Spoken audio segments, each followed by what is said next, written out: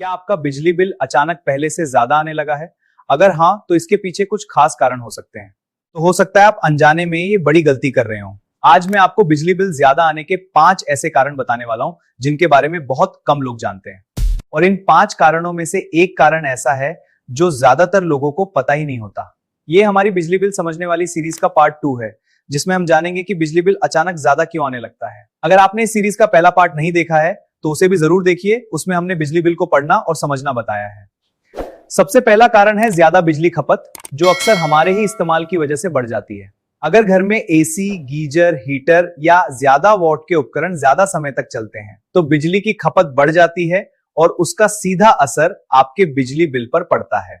दूसरा बड़ा कारण है पुराने या खराब बिजली के उपकरण, जैसे पुराने पंखे, फ्रिज या पानी की मोटर नई मशीनों के मुकाबले ज्यादा बिजली लेते हैं और इसी वजह से कई बार बिना पता चले बिजली का बिल बढ़ जाता है। अगर आपके घर में भी ऐसा हो रहा है तो वीडियो को ध्यान से देखते रहिए, क्योंकि आगे के कारण और भी महत्वपूर्ण हैं।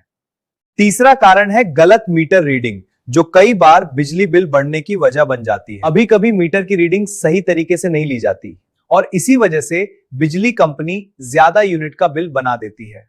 और अगर आपको लगता है कि आपके घर में भी ऐसी समस्या हो सकती है तो कमेंट में जरूर बताइए। चौथा कारण है घर की पुरानी या खराब वायरिंग। अगर घर की वायरिंग सही नहीं है तो बिजली का कुछ हिस्सा रास्ते में ही नष्ट हो जाता है और इस वजह से भी आपके घर का बिजली बिल ज्यादा आने लगता है। 8वां और बहुत महत्वपूर्ण कारण है लीकेज करंट। अगर घर में कहीं से करंट लीक हो रहा है तो बिजली लगातार वेस्ट होती रहती है और यही लीकेज करंट धीरे धीरे आपके बिजली बिल को बढ़ा देता है। लेकिन सवाल यह है कि इन समस्याओं को घर पर चेक कैसे करें। इन सभी समस्याओं को पहचानने और ठीक करने का आसान तरीका मैं अगली वीडियो में बताऊंगा।